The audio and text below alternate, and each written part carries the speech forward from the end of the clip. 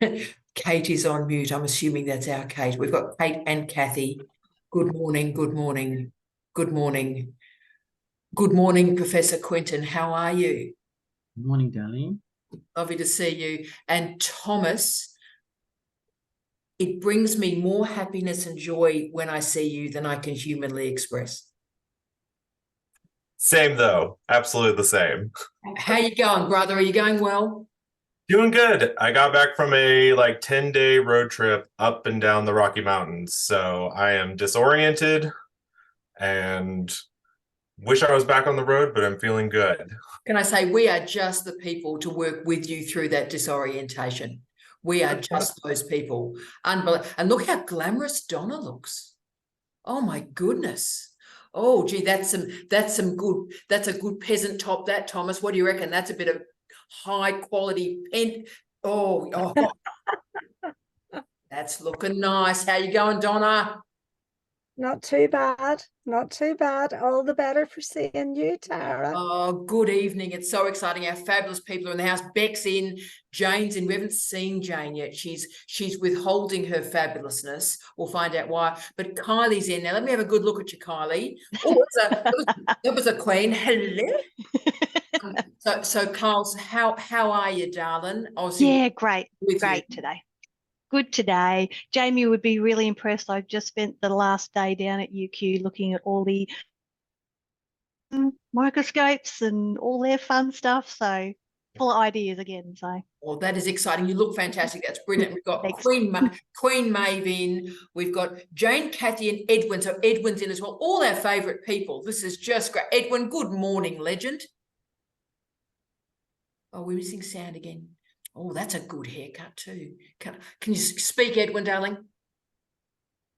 Oh, can anyone hear Edwin? Is it just me?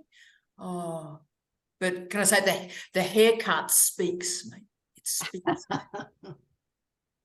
We'll see if we can sort out your sound. Always in our shake all about. And look, while the family's here, gee, that's a bit of a Brady Bunch combination. Can we see? Is everyone getting like the 9 there? That's very. I don't know if that makes me Marsha. Yeah, hold on. Fantastic. So look, we need to do the fabulous thing, which is Kate's in. And as some colleagues may know, good morning, Mary. As some colleagues know, Kate's thesis was passed is not the right word, but passed this week, passed with excellence and profound fabulousness, 2 remarkable examiner results. And as I said, my heart has been breaking for Kate because Eunice has sort of gone on and gone through and everything's finished, and her bestie, the woman we love more than life, has sort of been waiting for examiners and had a slightly different path. But Kate, you know, I'm not going to start crying. In fact, I didn't cry when I got your reports. I was wandering around my, what would you call it, Jamie, apartment in Darwin. Is that a phraseology one would use? Going, yes. So with you, I was much more sort of having a bit of a Rocky moment. So as in Rocky Balboa. So Kate, would you like to say anything? Because we're also thrilled. Good evening, Paul. Kate, darling, congratulations, sweetheart. Do you want to just speak to the fabulousness? Thank you. I haven't, it hasn't hit me yet. But the reports I got were outstanding beyond belief. One in particular, I just can't believe the things they said. They clearly read every word of my thesis to be able to write those reports. So all I can do is encourage every single one of you. It's taken me years to get to this point. And you did it through a PPP, and obviously we'll Yes. deal with and explore everybody's questions and things they're interested in this week. But Kate, now that you've got through the PPP and you saw Eunice get through the traditional mode of thesis, have you got any comment about the PPP as a mode of thesis for any human? Well, for me it was fabulous because I had so many peer-reviewed publications to pluck out to put into a thesis. But one examiner didn't think that was the right type of thesis. He thought I should rewrite in a more traditional manner that would be accepted by others. Not not a hope in Hades will I rewrite that. Yeah. So, you know, I didn't read the response like that. I read it, Kate, as one of the, I mean, because both examiners, they were terrifyingly fabulous. They were dealing with Kate as a colleague. Oh, this person is so far beyond a PhD. It's embarrassing I'm here, but since I'm here, let's just do this. One examiner said, I'm not sure if, what was it, you know, Article 7 should be there, it should be removed. Yeah. Or, you know, I mean, you know, but it didn't impact on the grading at all. All we do is we'll just work on the intro and the outro of that particular publication, Kate. Yeah. But they were just stunning. And Thomas, mate, like we so often see outside of the British reports, they were reasonably short. So they were a couple of pages. We often see in Australia, particularly, I don't know what it is about this place, but people like to write a good war and peace. Yeah, so let me, because I have no life, let me list every typographical error in this thesis in great detail. So the report goes on for 24 pages, so we ruin your life. Yeah, mine were one and a bit pages each. That was it. No, it's a life lesson, Kate, that if examiners love it, the reports are short. If the examiners have challenges, it goes on for some time. But how do you feel, Kate? I know you're still not quite resolved with it yet, but I mean, this is a moment, Angel, in your life. Yeah. How do I feel? This morning, completely and utterly calm. There's none of that anxiety that I've had for years where I get up in the morning, turn the computer on and start writing. That's gone, except I'm already studying something else. And Edward, we've got your sound now. That's great. I've got my exams next month to become a capstone editor, so I can then help other students, maybe with masters and PhDs or whatever. Look at Donna. Donna's getting sort of as upset and as fabulous. Donna, it's an amazing story, isn't it? You wouldn't believe Kate's story if you hadn't read it. Fantastic. It's absolutely. And when you read the paper that you guys, had published recently, I mean, it just, Kate, I'm just so thrilled for you. Way to go. And you that tenacity, that, irrepressible spirit. I'm just so pleased for you. It's lovely to be able to be sitting here tonight and able to congratulate you. Thank you. Thank you. Well done. It's wonderful. So anyone else who's nearly finished, if I can help in any way or advise or encourage, because this for me has been years and years and years. I started at another university in Sydney and I left under a big dark cloud. And then met Tara online, and I've been. That sounds like a dating app, doesn't it? Though it sounds a bit Tinder, doesn't it? Then I met her. Yeah. Yeah. No, I can't thank you enough, Tara, because you have been the only professor, maybe one other one when I was doing law, who was really encouraging and really complimentary about what I wrote. But many of the others have been, punchy and nasty and rude and quite honestly disgusting. Disgusting. What a great word to use on Friday. Disgusting. I'm going to use that a lot through the day. And can I say, Kate, the weird thing is you give me way too much credit. I am just a random. But can I say, Kate, I get the great privilege with you and Eunice, with all the journey you've both been on. I can just sort of wander around the universe and go, I was right. They are as magnificent as I always knew that you were, right? So I was right, and all those other people were wrong. Absolutely. Wrong. Yeah, absolutely. And you said in one of your blogs or whatever, Outrider, to get on with your PhD and do it as quickly as you can.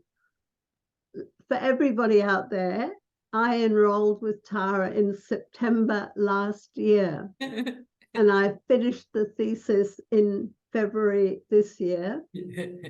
But then there were other things we had to fiddle around with to get it submitted. but you can do it. I had all the information that I wanted from my previous studies, but to be able to do it quickly, I was head down, bum up, 7 days a week and nights. That's fantastic. See, we're back to the Tinder profile again, head down, bum up. That's fantastic. Oh, Kate, I'm just thrilled. And by the way, colleagues, you can maybe see a fantastic human. Kate, can you see Kathy's joined us? Kathy, hello. Oh, hi. Can you see Oh, yes. I Oh, now I we've can't been see. in I've touch. lost the picture, so I've just got to find it again. well, Kathy, we've got you. And so Kathy's been in touch with us over the last couple of weeks, and we've been stalking Kathy a bit. Kathy is a legendary human who may be about to enroll with us at CDU. So How can I find the picture again? I've never. Oh, oh, here we I are. don't know. Have a do a bit of a scroll. So if you see a big Z, if you see a big zoom, then click that, Kathy, and you might see a picture. But we can see you, and you There look. we are. There we are. There we are. Well, welcome, Kathy. You're looking beautiful. Oh, well, you're looking beautiful. You look like there's angels all around you. Look at the white art. You are such a wonderful person. Seriously, how did I get so lucky to meet you? Oh no, we're back on the Tinder profile again. It's like lucky my husband is here, Thomas. My goodness me, it's all happening.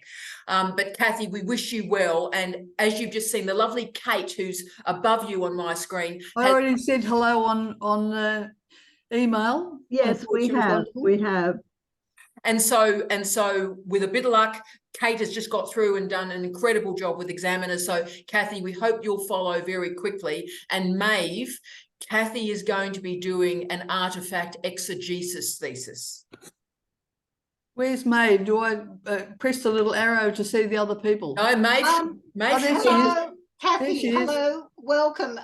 If you go to at the top after a while, if you go to gallery view, I've got it you. allows you I can to see you now. everybody at the same time. That's how I do Brady Bunch Gallery view. view. You're doing well, Kathy. And Kathy, you can always pick Maeve because she's wearing red. Ah, I follow you. Yeah, no, I wear black.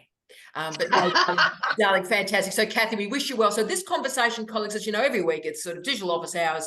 When fabulous things, we acknowledge it together as a family. If people are having a bit of a sad or an isolated week, we keep people company for a cup of coffee or while people are drinking their own body weight in Chardonnay. That's what this is about. And so we've got a few things to talk about. But colleagues, and by the way, Jane, are you all right? We haven't got an image. Jane, are you okay? Can we just check you're all right? Oh, wow. Are you okay? I'm okay. You got Put it in the chat that because I'm on the way, so can I just listen today? darling, Yeah. that's absolutely fine. I was just making sure you were all right. Bless. Gee, that was a startling intervention on a Friday morning. Maeve, talk to us. Yes, I just had an interesting question from Julie through the chat. And it might also relate to Kathy. I don't know. I'll be keen to hear about Kathy's work, but may also relate to others on the call. Have you got a minute to hear that one? Thousands of minutes. Thousands. Sure. Julie asks, is there time to discuss how you pull the various threads together for a theoretical framework in a multidisciplinary PhD? Yeah, great question. That's a ripper. So Jules is dealing with me and been dealing with me most days of this week. So good morning, Julie. Oh, I said, hi. Hey, Good morning. You are wonderful. So look, Thomas, you can help me with this one too, because it's very complicated in terms of thinking about big T or little t theory. Now, the word theory actually means different things as we move from the experimental sciences right the way through to the high humanities. So we use the same word, but it actually has different information in it. And so Jamie will come in on the hard end of the sciences shortly. So Julie, what you need to do first is establish a thesis-wide definition of theory, capital T or small t. And a theory is it links in with epistemology. It is a way of organizing the world and knowledge at its most basic. That's the capital T theory. And so therefore, as one moves through multidisciplinary paradigms, the word theory changes. So how I handle it, Jules, when you're working in an interdisciplinary, post-disciplinary, multidisciplinary thesis, is you configure that operating definition of theory. You configure very clearly the difference between theory and methodology. So theory and methodology, make sure those differences are clear. And then you take that operational definition on the road and you do a pit stop in each of your conversations that hit a multidisciplinary engagement, sociology or criminology or anthropology, just to offer examples. And you do a bit of a pause and say, remember this definition we had of theory in the intro, where we're now in our sociological slice.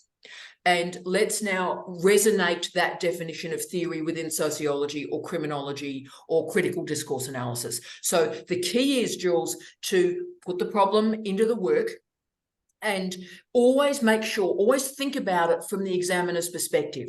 Make sure the examiner is feeling comfortable in their journey through your work.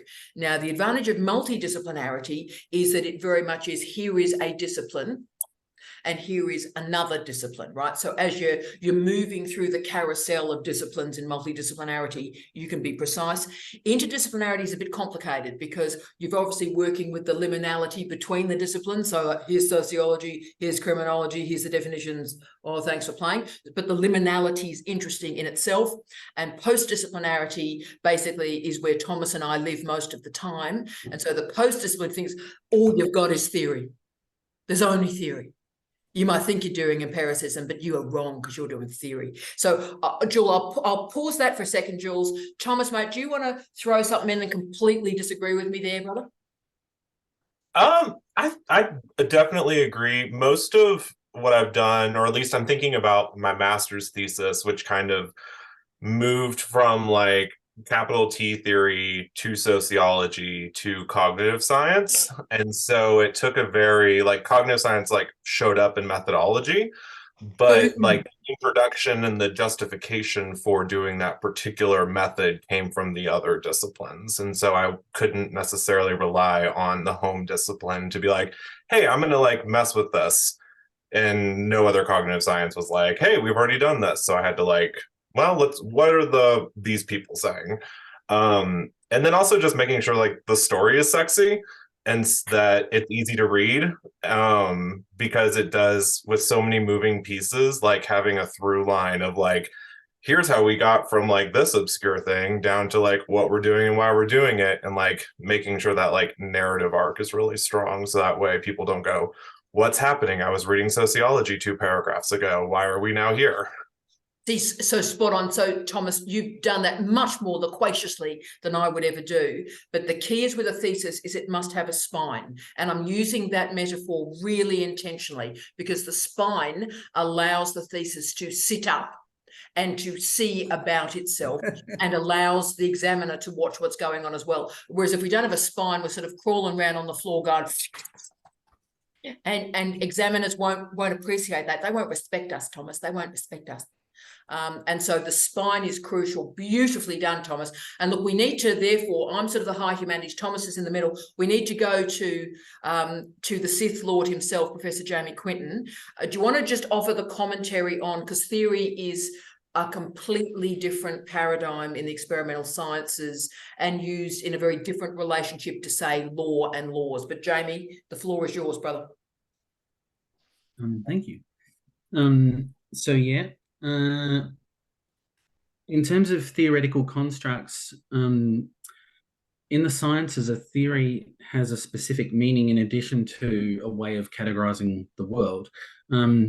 But what I really want to, what I've been thinking about while I've been listening is the part of the question, Julie, where you asked about threading things together. Yeah. If you focus on what a thesis is, that's exactly what you're doing, right? You do it multiple times, in fact, through the thesis. You do it individually in your introduction and your literature review. You do it while you're taking the reader on a journey through the disciplines that you're talking about, and you're trying to give them literacy or information literacy to help them understand the significance of the things that you're doing, right?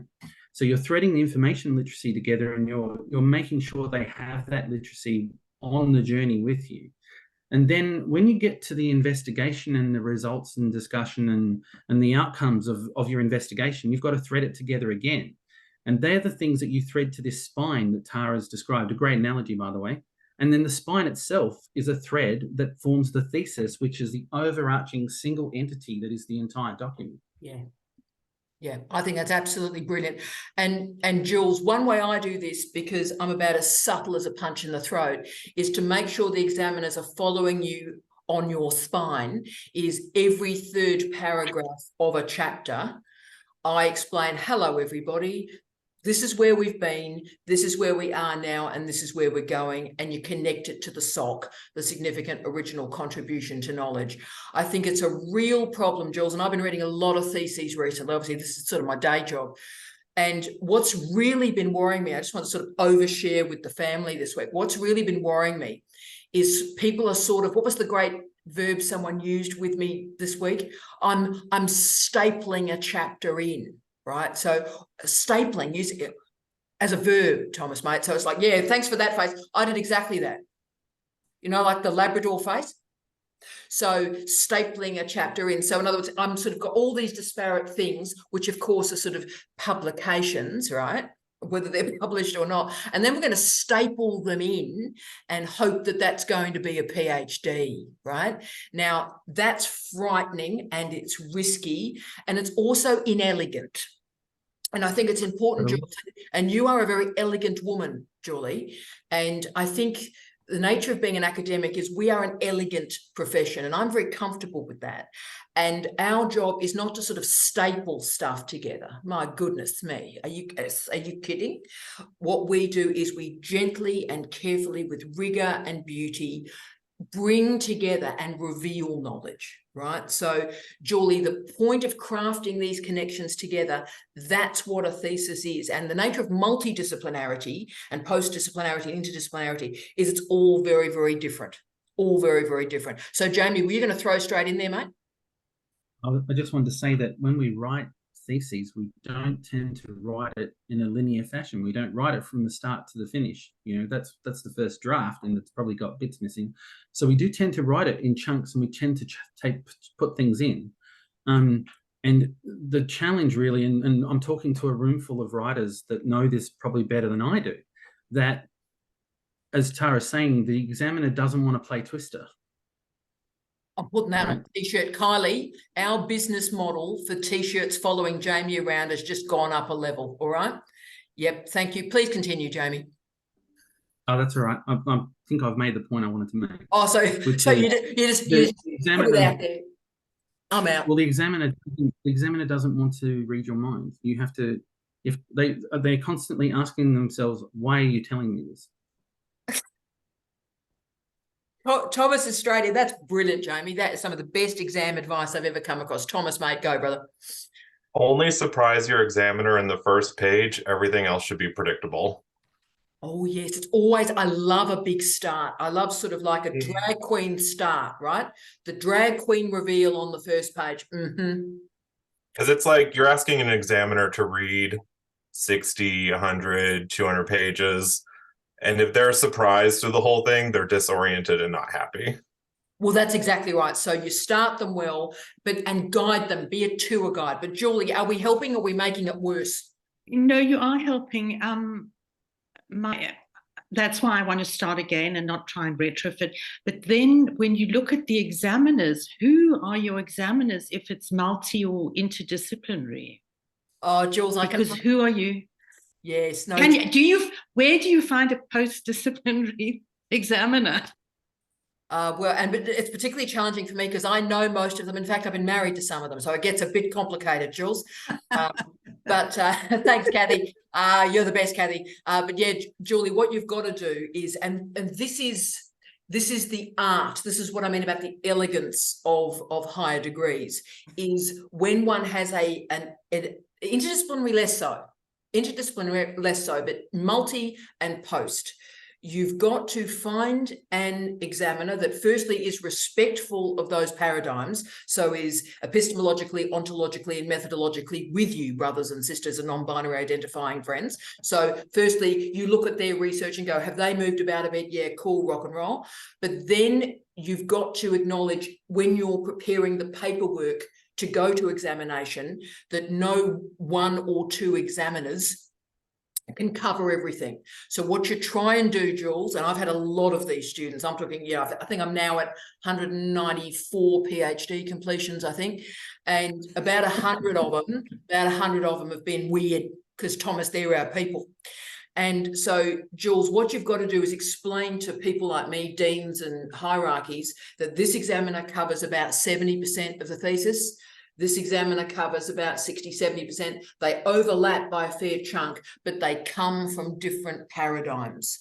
So actually, what I always call front-loaded. So you front-load your examination discussion to explain to people like me, deans and hierarchies and universities, that this is multidisciplinary. No one human can cover the lot. Both cover and are able to assess all of it. Does that help, Jules? That is so good. Good on you, Kathy. And can I say, we've got the legendary Shelley in, who's made my life this week. Do you want to say hi, Shell? Just because you're looking so beautiful, Shell. Do you want to say hi to the universe, Shell? Oh, we haven't got sound. Where's Shelley? Shelley's just below you on my screen, Kathy. Wonderful, Shelley. So Shelley's at CDU. Oh, there she is, Shell Worthington. Isn't she gorgeous? Look at that frock, Kathy. Look at that frock. Yeah, well, I'll get better dressed for next Friday too. Yeah, well, that's right. It's I just crawled out of bed and realised that Yeah. this was on. Yeah. Well, I'm so glad. No, but Shelley always looks like that. Now, Shelley, we had our conversation about your thesis this week. Yours is a master's thesis. How are you finding this? We're moving. How are you finding the stitching together of that thesis from the conversation we've just been having there? Because we had a conversation about methodology and so forth this week. Yeah, thanks. Yeah, so I think I'm probably before that conversation where I feel like I'm knowledge generating and orientating myself in the field and just not like information gathering. And so trusting the process is a little bit where I'm at. And so I'm letting a lot of this information just sit and percolate and help frame a healthy approach. Some of my challenges are about just having appropriate expectations of myself and understanding how to handle that feeling of kind of not knowing and how to show up with confidence in not knowing rather than feeling like an imposter. So I think the important thing that I'm hearing out of it that I really value is, I mean, the reference to the spine and all of that really resonates with me, including the transdisciplinary or post-disciplinary thinking, is that I don't have to feel stuck, because it's sometimes part of what I feel when I'm reading and trying to work out how I'm showing up in this space with the knowledge that I've got or my experience. And so just realizing there's probably a place for everyone somewhere and just keep chugging along. So Kylie, we clearly need to follow Shelley around as well. Showing up with confidence, knowing that you don't know what you don't know. I think that's amazing. And Shell has this, she's very close to me in my office, by the way. So Shelley sort of, when she deems to visit me, I feel like a different human at the conclusion of each of those meetings. And I love the notion of showing up. See, Shell, I've lived my whole life. I'm so much older than you. I'm so close to death, Shell. And I've probably based my whole life with just showing up and like, let's have a learning day. Like, let's show up and let's learn something. And, you know, I'm still alive. It's a miracle and we're doing well. But Shell, remember one of my great strategies, I think I did one of these damn videos all those years ago on imposter syndrome. And I have a single solution for imposter syndrome. And that is every morning you get out of bed, as wonderful Kathy's got out of bed, you look in the mirror and you say, I am fabulous. I am fabulous. So can we all just say that together as a family now? 1, 2, 3. I am fabulous. Now, you see, Shell, you can't go, oh, I'm imposter, I'm not, oh, no. If you just go, I'm fabulous. Who are you today, by the way? Because I'm fabulous. So if you're questioning me, I wonder who you are. So just, it allows you to start the day centered. So Shell, as I would always say, you are exactly where you need to be. And it is a blessing to have you in this program and to have you in my life every day. I think that, Shell, every single day. You are amazing. Now, where are we going now, Maeve? Maeve sort of now is clearly, she's the pilot of the Good Ship Digital Office Hours, clearly. So where are we going now, Maeve? It's all in the red.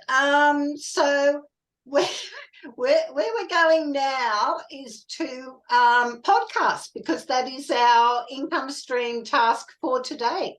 Yes, so look, podcasting, and I am doing, by the way, some of you know, we're in the middle of this interesting new trilogy in Outrider about social media and, you know, basically coming from what Maeve and Thomas and the legendary Doug wanted me to do. So I've done the sort of straightforward one that I recorded yesterday morning, but in a couple of weeks, we're doing the full hard yakka, how can you pay your grocery bills by doing this, right? So we're actually doing income streams, and Kate is already there. So look, podcasting, we'll do a bit of conversation about that, but podcasting's been around a long time. It was invented in 2008 in the Guardian newspaper.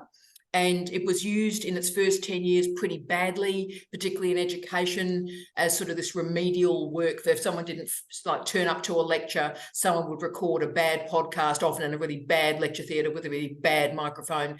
And then, you know, supposedly the students would listen to that recording, and they never did, and they continued to fail.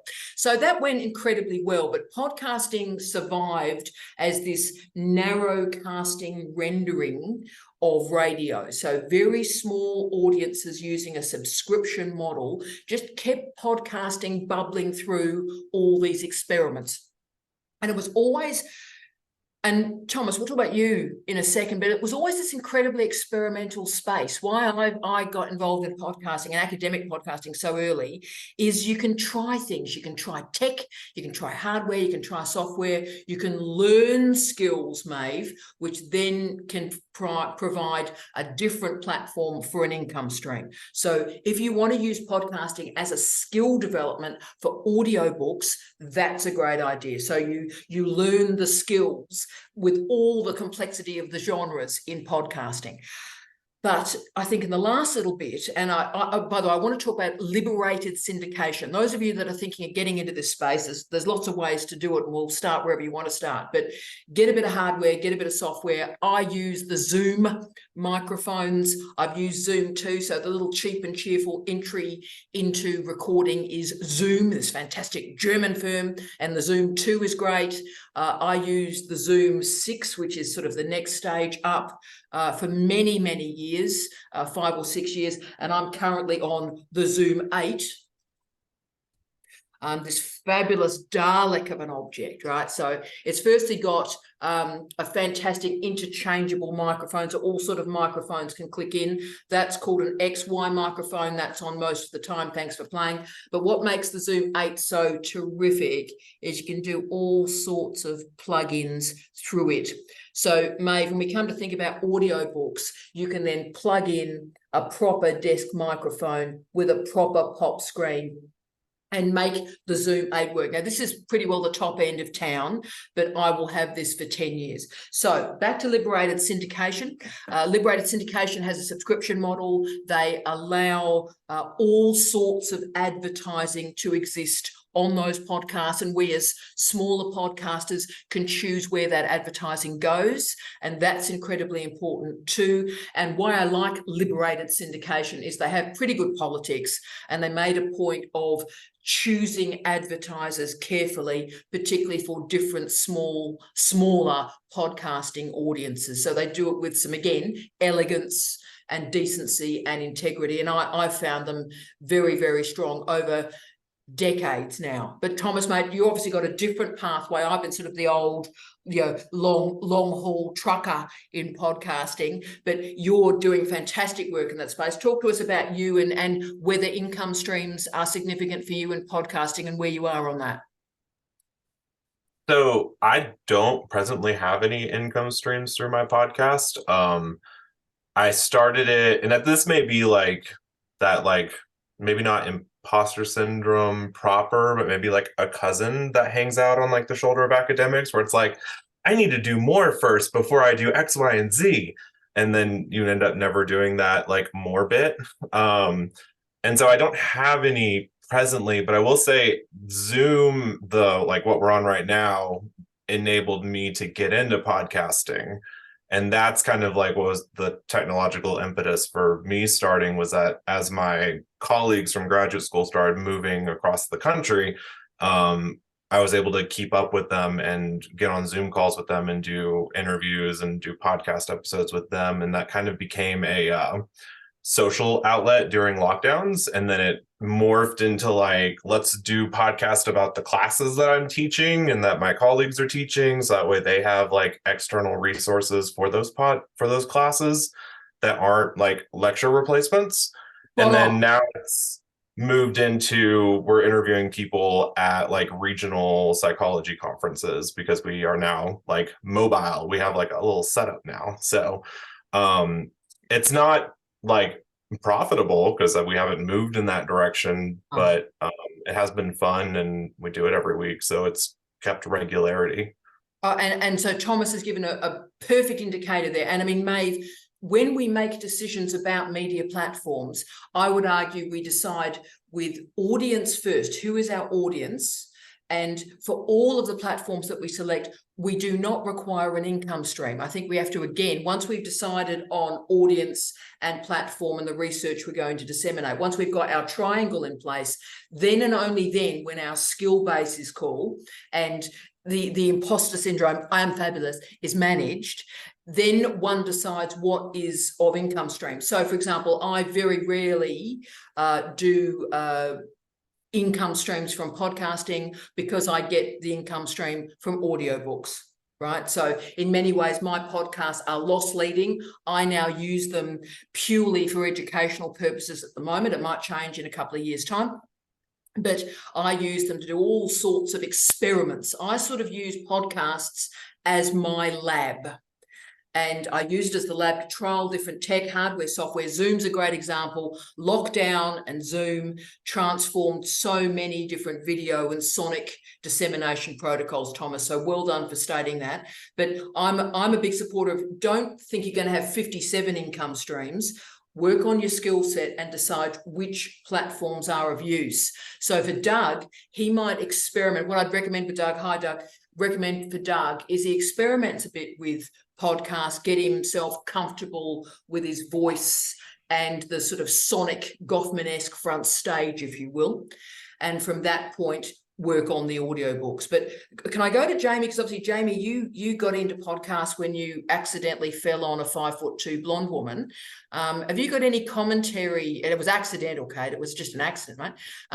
Jamie Dallin, have you got any commentary, you know, as a scientist that was suddenly involved in podcasts and thousands of people have listened to your stuff?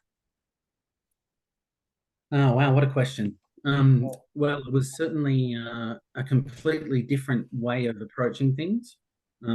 It was a great demonstration of how methodology underpins what we actually do and try to achieve. So Tara unpacking it and saying, you know, this is how she approaches things and does it incrementally, and calling it a laboratory, I think, is a brilliant way to do it, actually.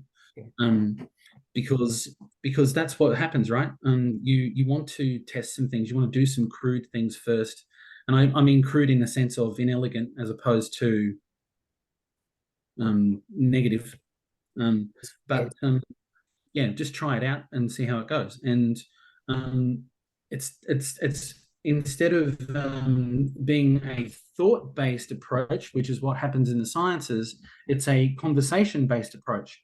Let's get people thinking and talking. Yeah.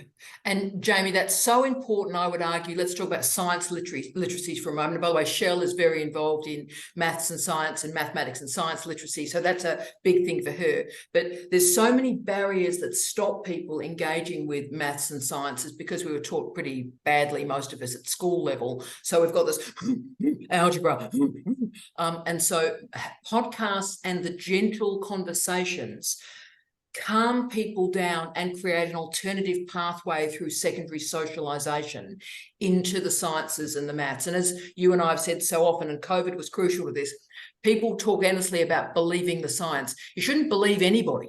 Shouldn't believe anybody. That's evangelical stuff, right?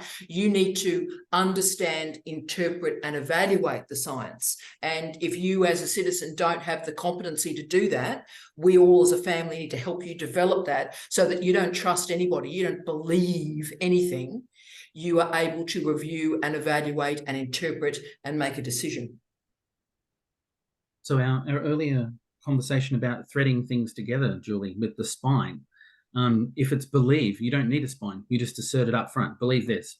And then you say what it is you want people to believe. And certainly in the sciences, if someone says, trust me, or someone says, believe this, that's a signal, that's a red flag that you're probably going, okay, what are you trying to get past me?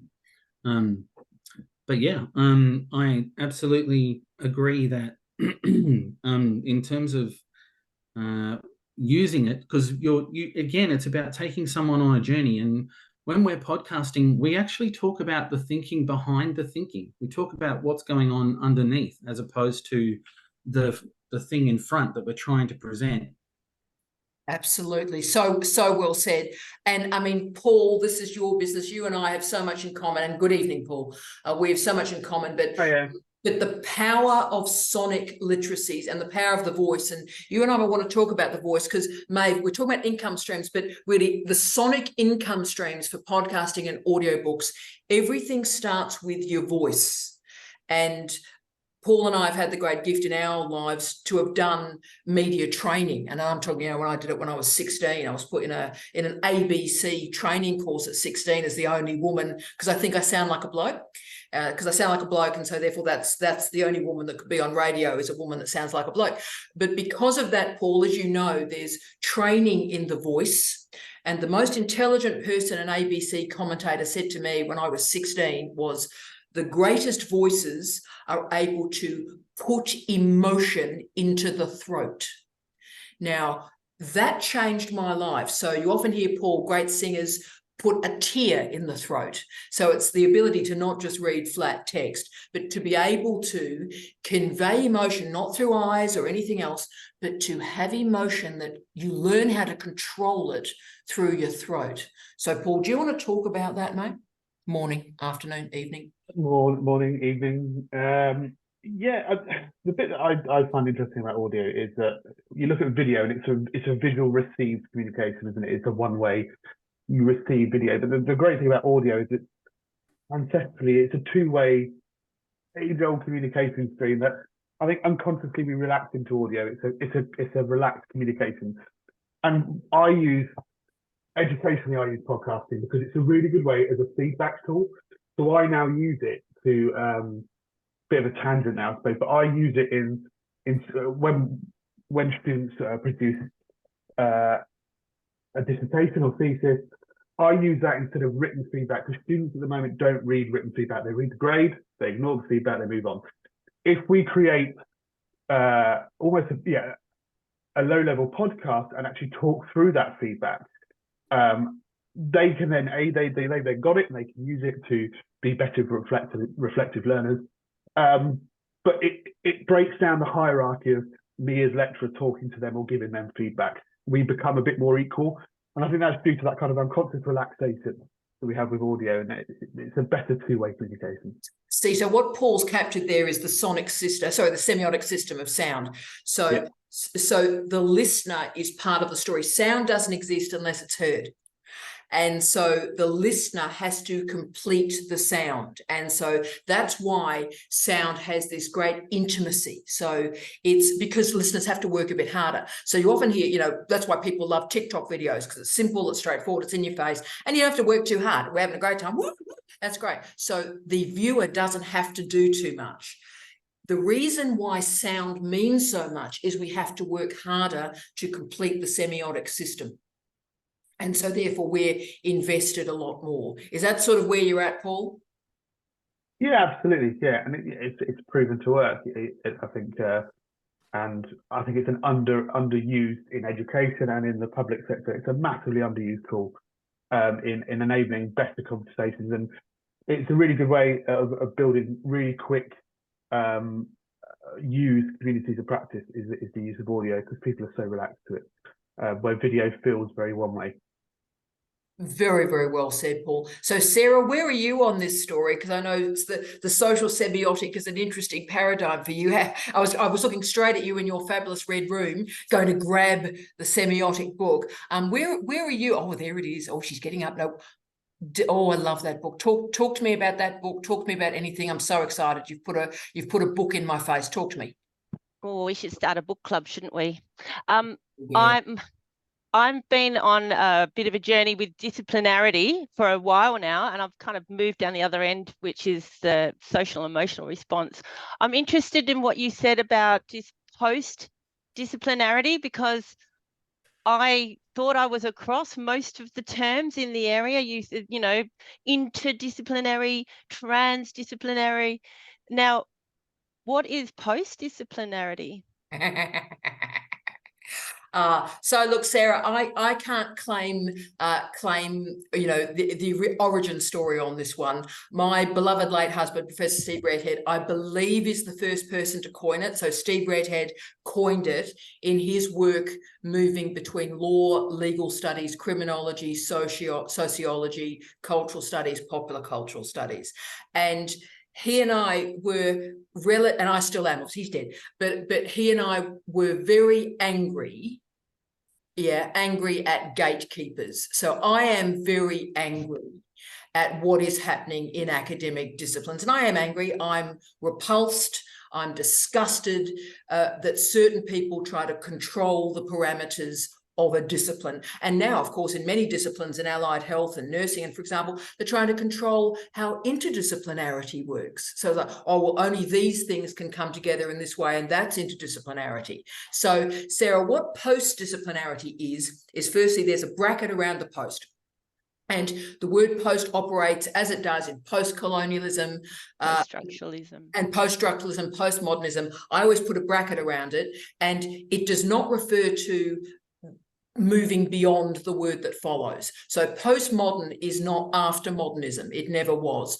Post-structuralism is not after structuralism. It never was. Post-disciplinarity is not after. It's a bigger layer over the top. Well, what it is, think about it, and Jamie and Shell can talk about it in terms of maths in a second. But for me, the brackets are saying this is a reflection. We are now going to do some deep, heavy intellectual work using this bracketed post to reflect on the nature of disciplinarity. Just like post-colonialism, it's not saying colonialism is over, because it ain't. It's saying this is a space to do some really nuggety, grunty work to think about the word that follows. So for me, post-disciplinarity is a way for me to shriek like a banshee and say the way in which our journals are organised, the way that funding is organised, the way that we've got all these research codes, educational codes, all of it is siloing our brain and manipulating knowledge. And so when people say, what am I frequently say, I'm a post-disciplinary scholar. So when people try to put me in buckets, and they've had a good go trying to sort of look, and Thomas, you'll laugh, they're looking at my 600 plus publications, and at CDU, they've been trying to organise them into research categories to work out what research theme I'm in. And they have failed. they have failed. And God bless them.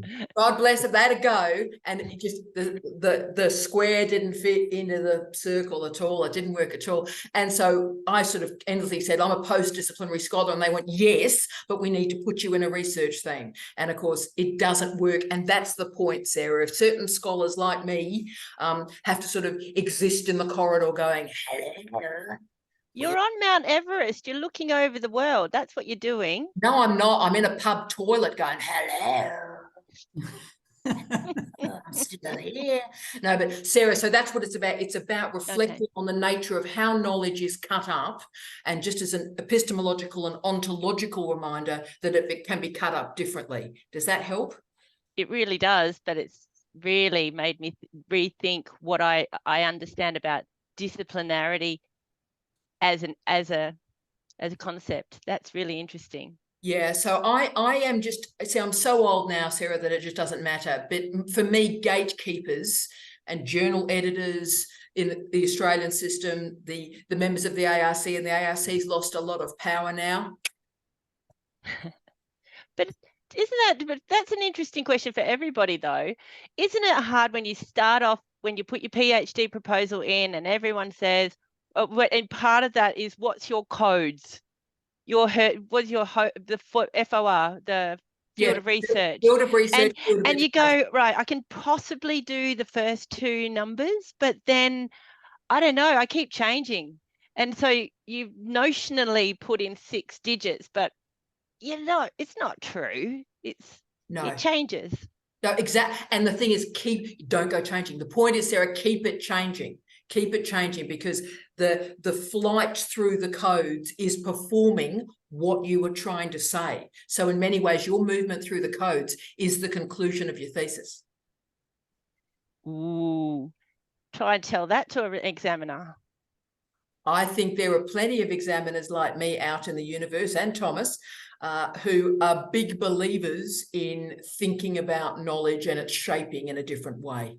There's plenty of us around. Don't you reckon, Thomas? Oh, thanks for that. Yeah. Thank you. Absolutely. Yeah. And but you've got to be courageous, Sarah. And look, and I'll be really honest with you, darling, it's much harder to be courageous when you're starting out. It's much harder to be courageous when you're starting out. You're in a PhD program, you're just out of a PhD, and you sort of got to do what you're told. I mean, Jamie might talk about this in terms of the postdoc in science. It's terrible. You're pushed around, you're pointed at, you're bullied. It's shocking. Isn't that what your supervisor is supposed to do? Advocate for you, be your champion? Yes. Yes. Thank you, Kate. Look at Kate's face. Kate's face is my answer. So Kate and I sort of move together, and I do the, yes, that would be accurate. And Kate goes, yes, Sarah, supervisors are meant to protect and care for their student. We're also meant to be operating at the very edge of knowledge ourselves, so we understand where this field is going. So that's what supervisors are meant to do, I believe. How are we going? Jamie, have you got a vibe on this? Because how does post-disciplinarity operate in science? It's hard because, well, I suppose it operates interdisciplinarity like nano, Dale.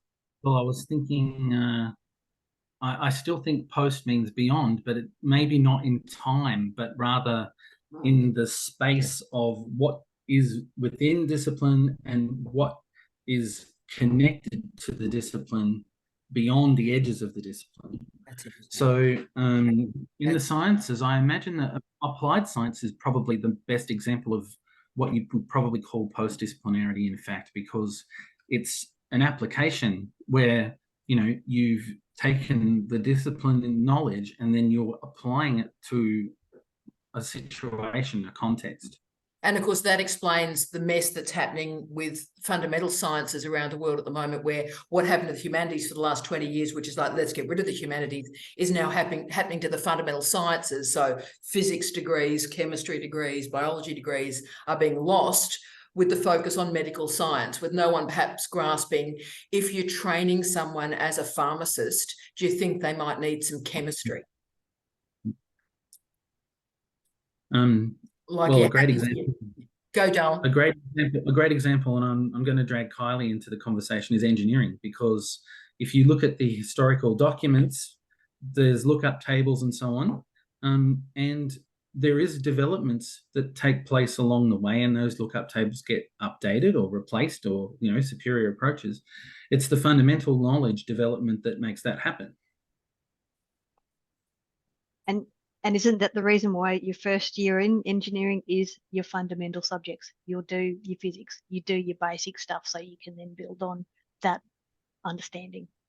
I would hope so. Exactly. I hope so. Exactly. Because I mean, that's the other argument, Sarah, that to be post-disciplinary, you have to be disciplinary first. So to explore the nature of post-colonialism, one has to understand one's relationship with colonialism, and understanding what presenting this particular phase to the world is and does. And we have to start with that and then move outwards. So, you know, if you look at my career, it started with very traditional conservative history degrees, and that was my disciplinary expertise. Fine arts, literature, and then things got a bit weird, and then went into cultural studies and all the rest of it, and then just went, you know, gastronomic tourism, and it was over, mate. It was over. So, but it started with the fundamental literacies in disciplines and then moved beyond it. Is that helping? Yeah. So when I did a master's in the Institute of Education in London, and there was some fascinating people lecturers, and one of them was Henry Widdowson, who's emeritus professor and is very famous linguist and poet. And his best advice, which I've applied in all sorts of contexts, he said, well, first of all, you need to know the language before you can depart from it. And what he meant by that is that he understood you have to know how the language works of your discipline, and the specialist knowledge that's part of that, before you can start getting creative with it. So you can't be a poet unless you know the language. You can't start creating amazing engineering projects unless you can do the basics. I get that. I think that's brilliant. You can't be E. Cummings without understanding punctuation first. Legendary Thomas. Can I just, sorry, Thomas. Oh, go ahead, Kylie. I just wanted to pick up with Sarah that yeah, like I've gone from the science to the engineering, and that as that's developed, I've gone from quantitative, with that's all I knew was the old school quantitative numbers, to all of this qualitative stuff. So it's completely, as you go through all of the areas, you're emerging. It's like a little caterpillar, I think, into that butterfly, where you better as yourself, as a learner, as an educator, as a researcher, because you've got all this background knowledge of where it's come from.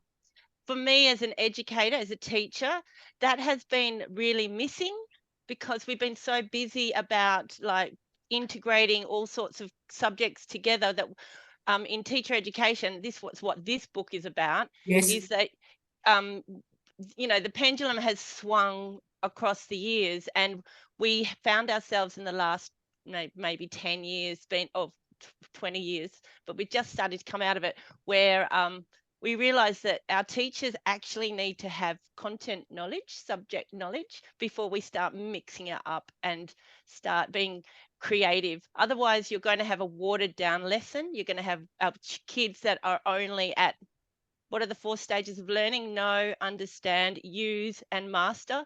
So you'll only, if you're a teacher who only understands content knowledge at the level of know or understand, then the quality of the content that you're teaching is going to, your students will only ever make it to that first kind of gist understanding before, and we need that depth. That's right. Can we quickly go to Thomas, and then I want to we'll finish off with education, because it's a mess in Australia at the moment. Go, Thomas.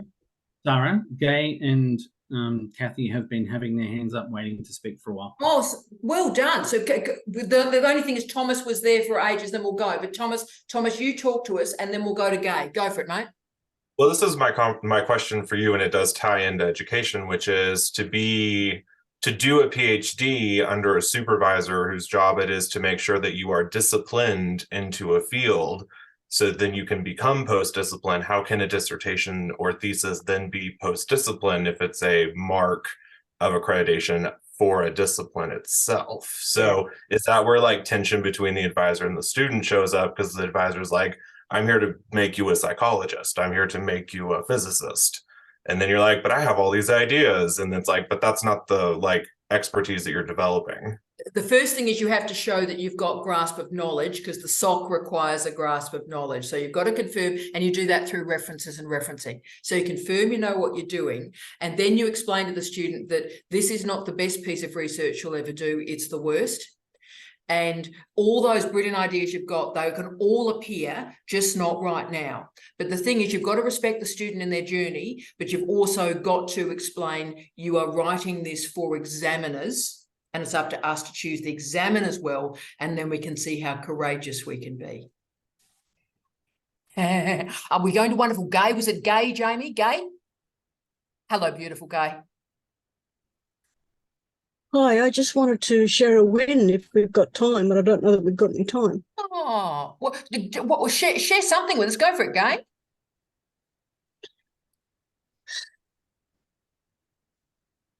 Sweetheart, have we got you? You okay? Oh, sweetheart, what's happened? Oh, darling. Oh, Gay, what's happened, sweetheart?